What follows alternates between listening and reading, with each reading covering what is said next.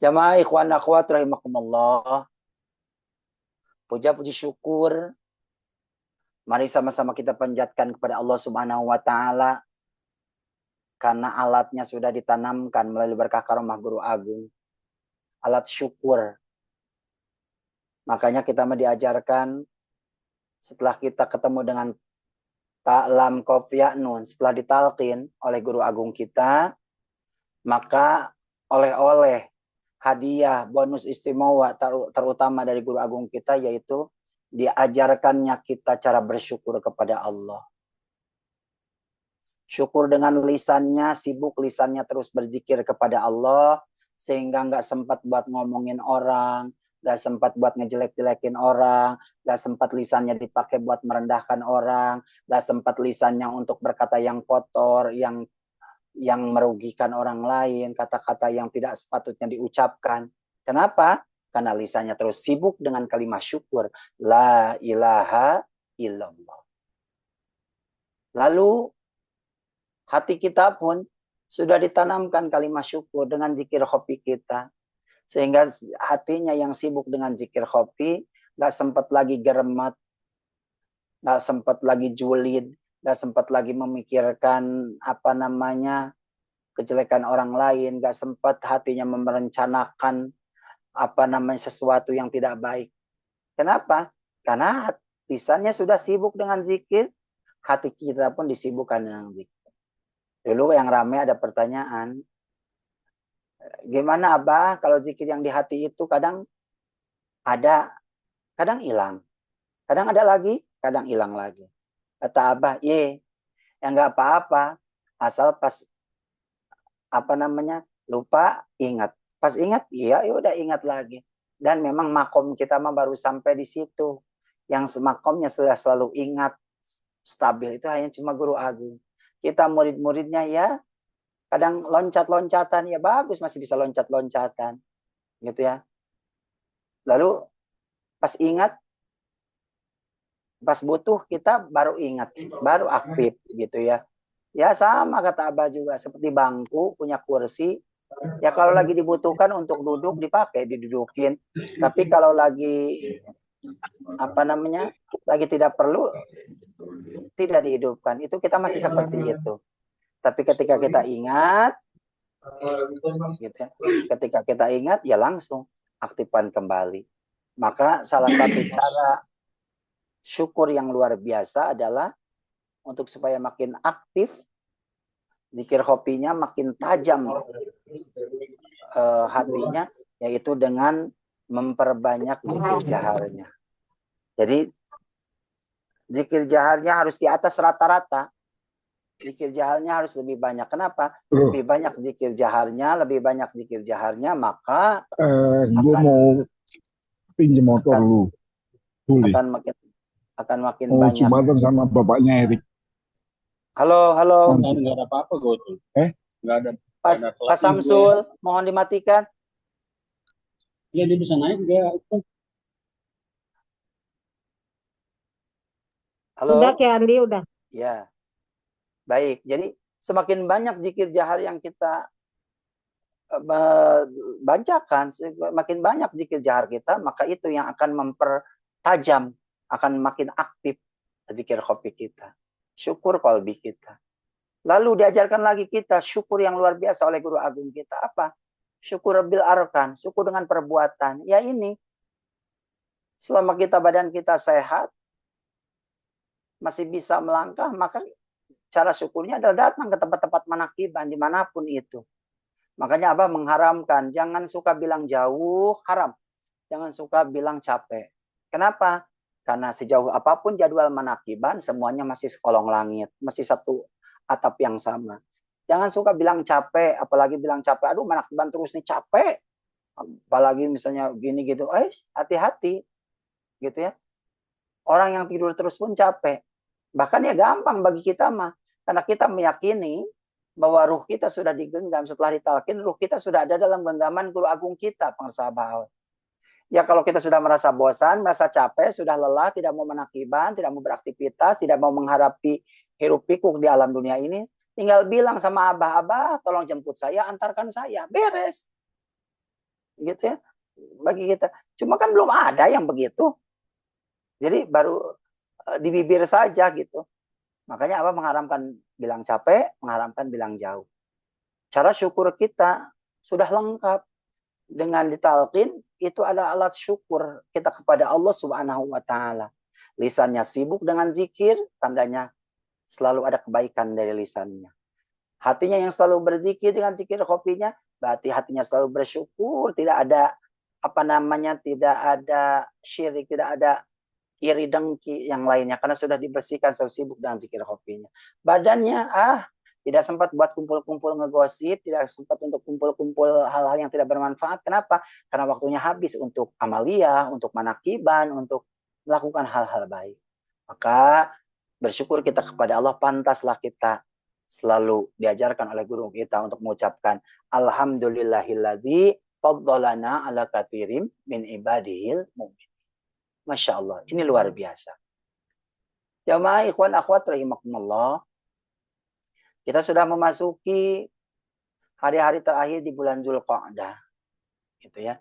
Dan kita pun sudah terus di 10 hari terakhir ini melaksanakan sholat sunnah syukri Lailatul Qadar.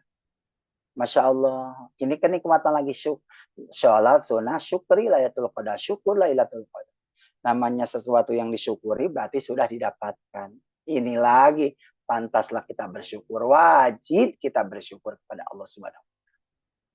Masuk di bulan Dzulqa'dah, ini kalau Jumat di bulan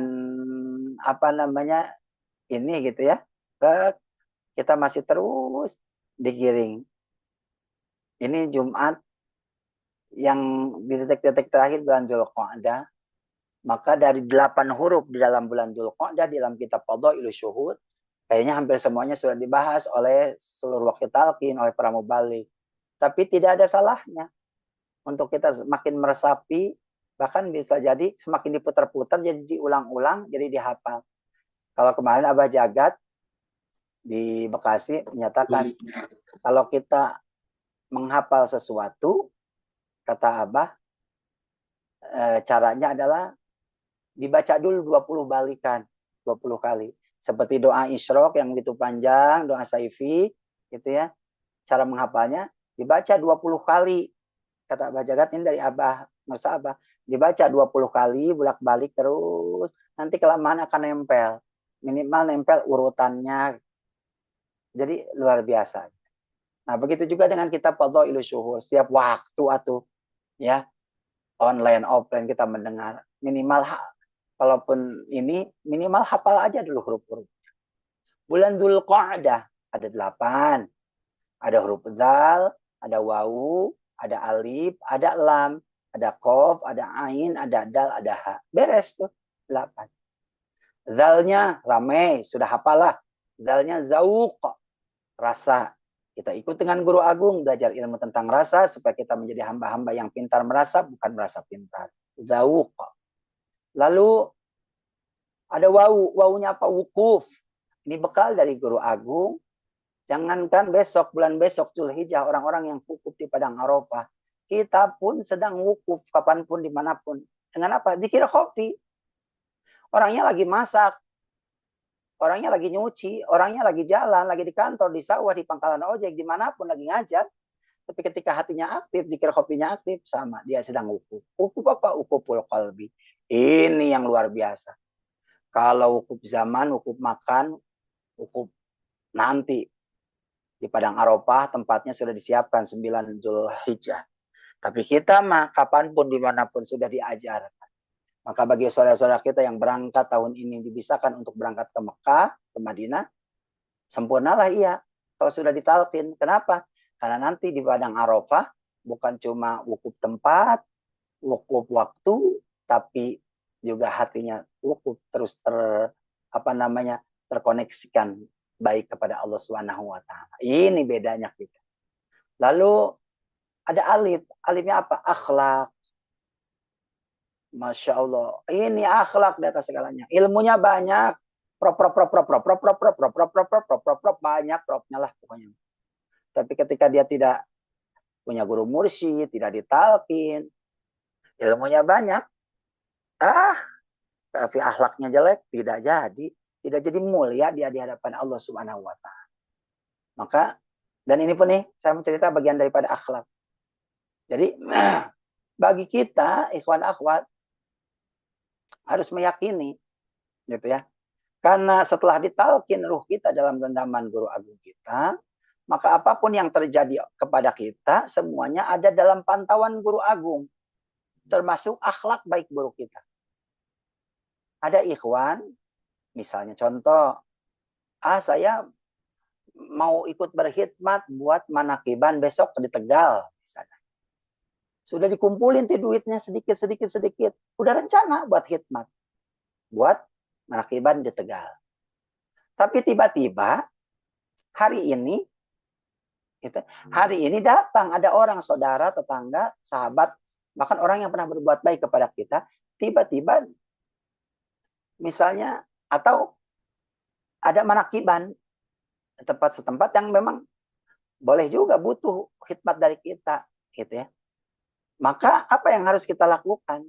Nah, kita mempercayai bahasa pengersa Abah, kemarin sudah lewat, besok belum tentu ada, yang jelas kapan hari ini. Maka ketika ada celah melakukan kebaikan yang lebih dekat, lebih cepat, lakukan itu dulu. Gitu ya. Lah, nanti kalau duitnya dipakai buat yang sekarang, nanti ke Tegal nggak jadi. Jangan mendahului Gusti Allah. Justru ketika kita melakukan kebaikan yang terdekat hari ini, gitu ya, maka yakin ini jaminan dari Allah, illal ladzina amanu wa amilus solihati falahum ajrun ghairu mamnun.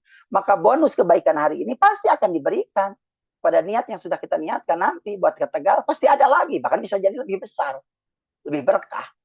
Gitu. Jadi jangan sampai ada di antara kita ikhwan sudah biasa melakukan kebaikan, gitu ya, teh. Lalu kita misalnya punya niat untuk berkhidmat kepada guru agung, masih ada waktu misalnya, teh. Akhirnya, mohon maaf, saya nggak bisa nih ikut ini. Kenapa? Karena uangnya sudah disiapkan buat gitu. Jangan begitu. Karena kenapa? Kita di Toriko itu diajarkan hitungan detik, hitungan menit, hitungan hari itu kita nggak tahu apakah kita masih ada. Sedangkan niat baik kita walaupun belum terlaksana sudah dicatat oleh Allah Subhanahu wa Ta'ala. Tapi kebaikan yang paling terdekat, yang terdekat dengan kita, maka itulah yang harus kita eksekusi, itu yang harus kita rapatkan, itu yang harus kita kerjakan. Ini pun bagian daripada akhlak. Ada lagi, mungkin di antara kita pun, ikhwan akhwat pernah mengalami, kita lagi di posisi sulit, susah, nggak punya duit, gitu ya, sedang tidak punya sama sekali. Tapi kok tiba-tiba, malah di waktu kita yang sulit, ada saudara, tetangga, atau sahabat kita terdekat, bahkan orang itu misalnya suka sering nolongin kita. Tiba-tiba dia datang minta tolong kepada kita. Masya Allah. Kita lagi kejepit, lagi susah, malah datang orang minta tolong kepada kita. Maka ini bagian daripada akhlak. Kita harus meyakini bahwasannya kejadian itu pun adalah yang menggerakkan adalah guru agung kita. Kenapa kau guru agung kita? Jangan salah. Kita lagi susah. Apakah Abah tahu? Kita di dompet kita lagi kosong. Apakah Abah tahu? Pasti Abah tahu. Tapi kenapa Abah kirim orang lain untuk minta tolong kepada kita? Sedang dilihat, kita sedang diriabohkan. Dalam posisi sulit seperti itu, masihkah kita punya keinginan yang besar untuk menolong orang lain? Masihkah kita punya keinginan empati yang besar? Manifestasi dari banyak zikir kita, khotaman kita, manakiban kita, masihkah kita berusaha untuk nolongin orang ini? Gitu ya. Padahal kita lagi susah. Caranya gimana? Cari bahasa yang terbaik. Bahasanya gini, ya sudah, kalau saat ini saya belum ada, tapi saya akan bantu usahakan. Mudah-mudahan berkah karomah dari guru agung. Kalau memang saya yang ditunjuk untuk menjadi jalan keluar, insya Allah secepatnya saya kabari. Cari bahasa terbaik. Dan ternyata dengan cara seperti itu adalah pengersa Abah sedang meriadhahkan kita bahasa Al-Quran. Infakkan sebagian hartamu dalam keadaan lapang ataupun sempit. Kalau lagi lapang, lagi bahagia, lagi banyak, datang orang minta tolong, lalu kita nolongin orang itu. Wah, itu luar biasa. Memang lagi ada. Itu lagi ada. Kebangetan. Kalau lagi ada, lagi punya, malah pura-pura bilang nggak ada. Itu menghilangkan rizki dari Allah. Lagi ada, bisa nolongin orang, itu bagus. Tapi lagi nggak punya, lagi kecepit, tadi bisa bilang, ya, lagi terhimpit. Tapi datang orang minta tolong, tapi kita masih berusaha menolonginya. Misalnya dia minta tolong pinjam duit atau sekian dalam jumlah besar. Kita nggak bisa dalam jumlah besar itu, nggak ada. Ini malah kadar untuk turut meringankan. Atau insya Allah, kalau memang Allah melalui berkah karomah guru agung, saya harus menolong ibu, maka insya Allah saya akan bantu cariin. Mohon doanya aja kita sama-sama terus bermunajat kepada Allah melalui berkah karomah guru agung. Cari kata-kata yang baik, cari kata-kata yang menenangkan. Jadi ini pun bagian daripada akhlak, gitu ya. Karena apapun yang terjadi kepada kita, datang orang ke rumah kita, ada tamu, ada yang bertanya, ada apapun yang terjadi pada diri kita, rumah tangga kita, anak, istri, keluarga kita, setelah kita ditalkin, semuanya ada dalam genggaman guru agung. Karena kita sebagai wayang itu harus ikut dalang. Dalang kita siapa? Yaitu guru agung kita, Pangresa Abah Aos. Maka ini pun saya sedang ngomong begini, sedang menasihati diri saya sendiri, bahwasanya sing yakin yang terjadi pada diri kita apapun itu, semuanya yang menggerakkan adalah guru agung kita. Kalau memang ada celah untuk melakukan kebaikan, lakukan segera. Jangan ditunda-tunda. Karena bisa jadi di dalam kebaikan itu ada doa-doa kita yang dikabul Allah Subhanahu wa ta'ala. Alhamdulillahilladzi faddalana ala katsirin min ibadihil mu'minin. Ini bagian daripada akhlak. Ya, mudah-mudahan makin cakep, makin banyak zikir kita, makin rajin manakiban kita, khotaman kita, sholat-sholat sunnah kita, ya, semuanya kita lakukan, amaliyah kita, sekarang udah diabrukan, kalau kata orang Sunda, sudah dikasih benar-benar semuanya, amalan-amalan, pengen ini, pengen itu, semuanya sudah dikasih oleh guru agung kita, tinggal mau atau tidak kita untuk mengamalkannya, serius atau tidak, yakin atau tidak kita kepada guru agung kita untuk mengamalkannya. Kalau kita sudah yakin, serius, ikut saja dengan guru agung, maka yakin akan indah pada waktunya, akan semua yang kita inginkan, cita-citakan semuanya sudah tercatat, gitu ya, sudah dilaporkan oleh guru agung kita kepada Allah Subhanahu wa ta'ala, dan akhirnya kita tinggal menerima limpah ruahan keberkahan untuk kita semuanya. Terima kasih para wakil talqin, terima kasih Bunda Haya, Bunda Sari, Profesor Priyatno, terima kasih kepada semua saudaraku yang sudah selalu bersama-sama kita berjuang untuk mengamankan, melestarikan ajaran di guru agung kita. Hatur nuhun Abah, hatur nuhun Pangresa Umi yang terus menjadi orang tua kita semuanya, yang terus membimbing kita, membawa kita selamat, bahagia dunia dan akhirat. Berkah karomah guru agung Pangresa Abah Aos, Al-Fatihah. A'udzubillahi minasyaitonirrajim. Bismillahirrahmanirrahim. Alhamdulillahirabbil alamin arrahmanir rahim maliki yaumiddin. Iyyaka na'budu wa iyyaka nasta'in ihdinas siratal mustaqim siratal ladzina an'amta 'alaihim ghairil maghdubi 'alaihim waladdallin. Amin. Alhamdulillahilladzi faddalana ala katsirin min ibadil mu'minin. Maafkan saya lahir batin. Billahi taufiq wa hidayah wa ridwal inayah wal afu minkum. Assalamualaikum warahmatullahi wabarakatuh.